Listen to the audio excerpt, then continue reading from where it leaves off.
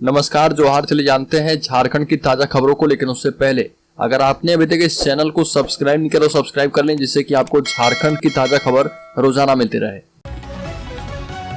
सबसे पहली और बड़ी खबर, झारखंड में जारी रहेगी हल्की हल्की बारिश को लेकर मौसम विभाग ने किया अलर्ट। कई जगहों पर जलजमाव की वजह से बढ़ी परेशानी। झारखंड में अगले 3 दिनों तक मौसम ऐसा ही रहेगा। कई इलाकों में हल्की हल्की बारिश होते रहेगी, आसमान में बादल छाए रहेंगे। और बता दें कि संताल के कई इलाकों में बारिश की संभावना जताई गई है। मौसम विभाग ने बताया कि बंगाल की खाड़ी में एक टर्फ बना हुआ है और यह झारखंड से पंजाब की ओर जा रहा है। इसी का असर झारखंड पर पड़ रहा। करीब करीब सभी जिलों में हल्के से मध्यम दर्जे की बारिश होते रहेगी। राज्य में सबसे अधिक बारिश 75 mm के आसपास बारिश लोहरदगा के कुड़ू में हुई है। राज्य में बिजली उपभोक्ताओं की सुविधा के लिए स्मार्ट मीटर लगाए जा रहे हैं, ताकि उन्हें समय पर बिल नहीं मिलने और नियमित बिलिंग नहीं होने की समस्या से निजात मिल पाए। शहर में 3.5 लाख स्मार्ट मीटर लगाए जाने हैं। 1 लाख से अधिक स्मार्ट मीटर लग चुके हैं, लेकिन स्मार्ट मीटर लगने के बाद उपभोक्ताओं को जहां राहत मिलना चाहिए उन्हें परेशानी उठानी पड़ रही है। शहर में मेसर्स जीनस नाम की कंपनी स्मार्ट मीटर लगाने का काम कर रही है। आनंद फानंद में स्मार्ट मीटर तो लगाए जा रहे हैं, लेकिन उन्हें विगत 4-5 महीने से बिजली बिल नहीं मिल रहा।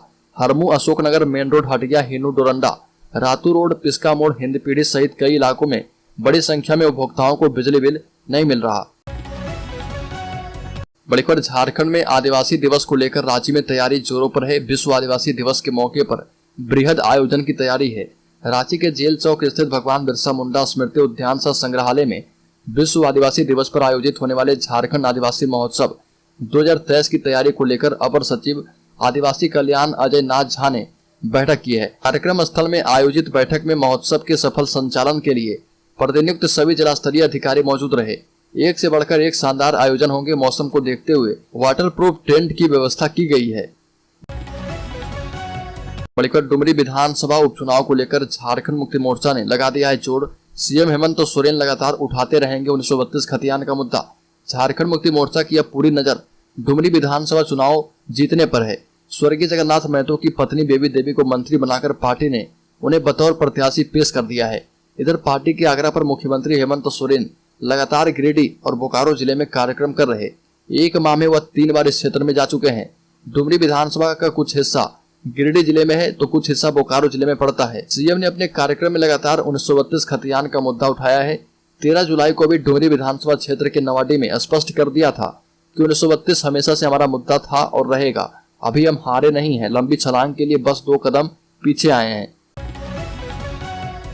बड़ी खबर, खतियानी जोहार यात्रा बनाम संकल्प यात्रा। आगामी दिनों नेताओं का होगा झारखंड में चुनावी दौरा। झारखंड में लगभग सभी राजनीतिक दल 2024 में होने वाले लोकसभा चुनाव में जीत का परचम लहराने के लिए गुना गणित में लग गए हैं। एनडीए बनाम इंडिया की 2024 में होने वाली चुनावी संघर्ष से पहले यात्रा के माध्यम से सभी दलों के नेताओं ने जनता के बीच जाने का मन बनाया है।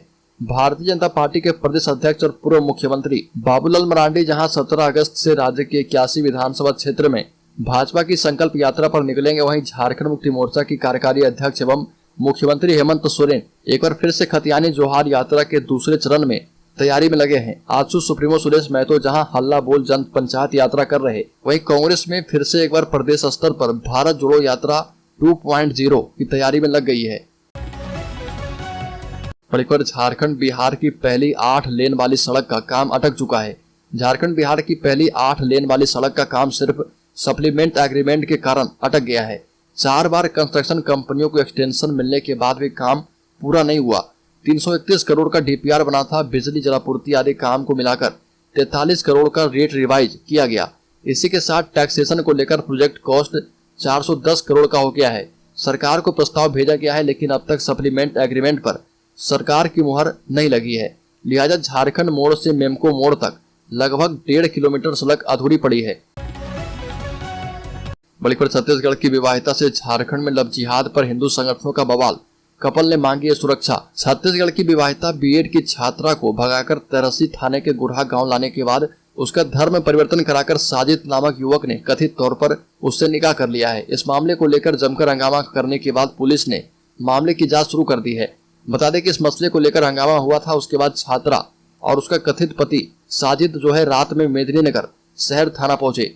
जानकारी मिलने के बाद पाकी विधायक डॉक्टर कुशवाहा शशिभूषण मेहता के नेतृत्व ने कई संगठनों के लोग थाने पहुंचे और प्रोटेस्ट किया। विधायक ने डीसी एवं एसपी से मिलकर इस मामले में कार्रवाई की मांग की है। इधर हंगामे के बाद पलामू एसपी रिश्मा रमेशन ने छात्रा, उसके कथित पति, माता पिता एवं मूल पति से पूछताछ की है। साथ ही छत्तीसगढ़ के सूरजपुर जिले के एसपी से भी बात की है। एसपी ने बताया कि विवाहिता की गुमशुदगी की रिपोर्ट सूरजपुर थाने में 24 जून को दर्ज कराई गई थी। यहाँ की पुलिस को पता चला कि छात्रा को एक युवक भगाकर पलामू ले आया है, जहाँ उसका धर्म परिवर्तन कराया गया है। बढ़कर बोकारो में दिवंगत जगन्नाथ महतो के लिए सीएम हेमंत सोरेन ने कर दिया बड़ा ऐलान। बोकारो में दिवंगत जगन्नाथ महतो के नाम से खुलेगा मेडिकल कॉलेज, सीएम ने किया है ऐलान।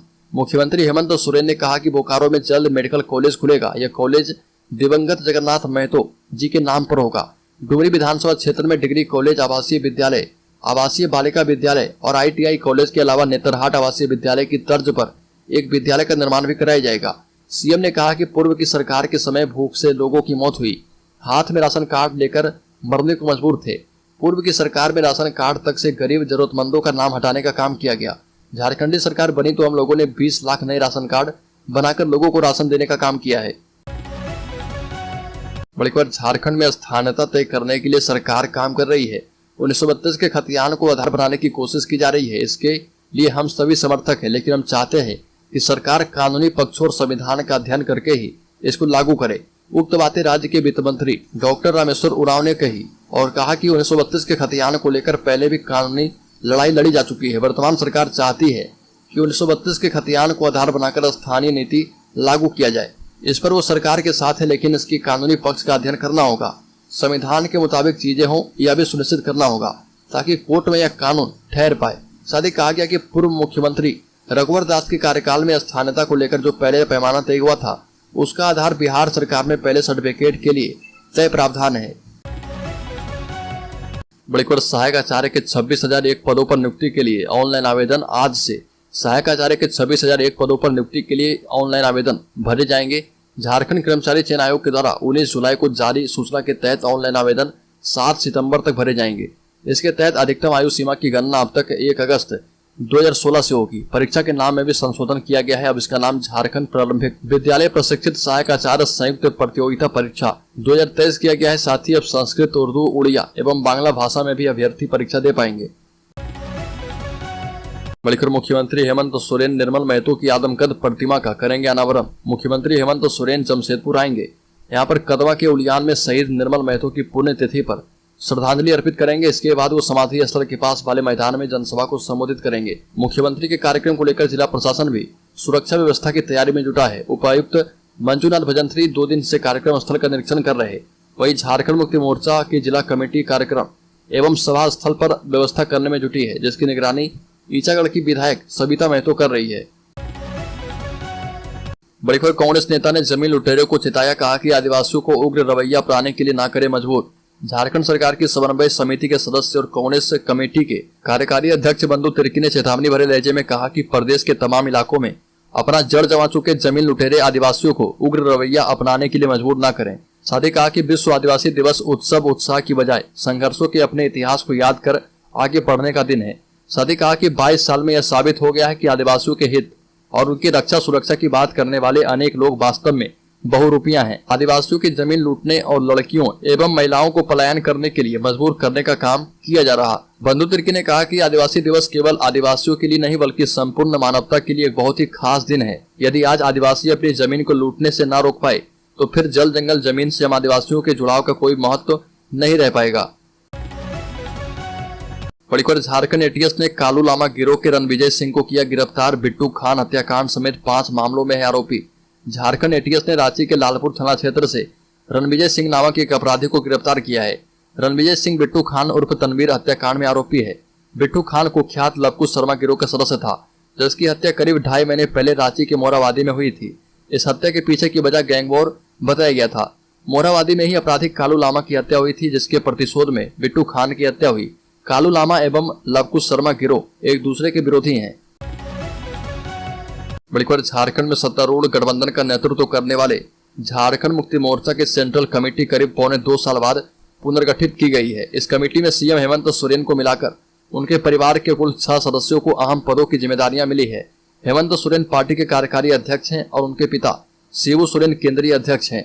दरअसल 18 दिसंबर 2021 को रांची में पार्टी का केंद्रीय महाधिवेशन हुआ था और इसमें केवल इन्हीं दो पदों के लिए हेमंत सोरेन और शिबू सोरेन को सर्वसम्मति से चुना गया था। पार्टी ने इन दोनों के नेतृत्व में आस्था व्यक्त करते हुए सेंट्रल कमेटी के पुनर्गठन का निर्णय उन्हीं पर छोड़ दिया था। लंबे इंतजार के बाद अब कमेटी का नए सिरे से ऐलान किया गया है। बड़ी खबर, यूनिफॉर्म सिविल कोड के खिलाफ रांची में सड़कों पर उतरे आदिवासी। झारखंड के कई शहरों में रहा बंद का असर।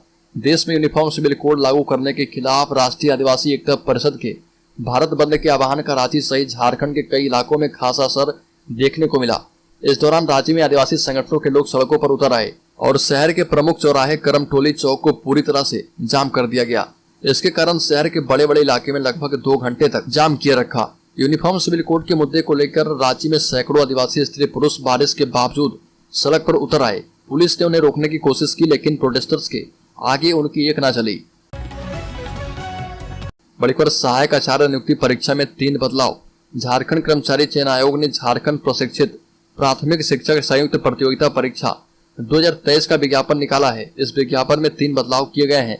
पहला बदलाव भाषा पेपर को लेकर है, दूसरा बदलाव इसके नाम को लेकर है, वहीं तीसरा बदलाव आरक्षण को लेकर है। नाम में बदलाव के तहत इसे अब झारखंड प्रारंभिक विद्यालय प्रशिक्षित सहायक आचार्य संयुक्त प्रतियोगिता परीक्षा 2023 कहा जाएगा। इस विज्ञापन के लिए 8 अगस्त से ऑनलाइन आवेदन लिए जा रहे हैं। इस नियुक्ति प्रक्रिया में थोड़ा बदलाव किया गया है। यह बदलाव भाषा विषय के छात्रों के लिए किया गया है, जिसमें बताया गया है कि इस नियुक्ति प्रक्रिया में संस्कृत, उर्दू, उड़िया एवं बांग्ला भाषा के उम्मीदवारों को भी मौका दिया जाएगा।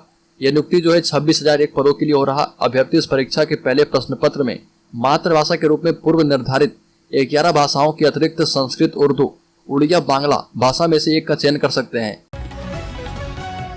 बड़ी खबर, झारखंड के मुख्यमंत्री हेमंत सोरेन ने साधा केंद्र सरकार पर निशाना। कहा कि सुखाड़ की ओर बढ़ रहा झारखंड पर केंद्र नहीं करता सहयोग। मुख्यमंत्री हेमंत सोरेन ने कहा कि पिछले वर्ष राज्य ने सुखाड़ झेला है, इस वर्ष भी सुखाड़ की स्थिति बन रही है, पर केंद्र सरकार से अपेक्षित सहयोग नहीं मिल रहा। पिछले वर्ष हमने सुखाड़ प्रभावित जिलों के लिए केंद्र सरकार से 9,000 करोड़ रुपए मांगे थे, पर 500 करोड़ ही मिले। विपक्ष लगातार षड्यंत्र रचते हुए काम नहीं करने देने का उपाय ढूंढता रहता है। विपरीत स्थिति में भी सरकार राज्य को मजबूत बनाने में लगे हैं।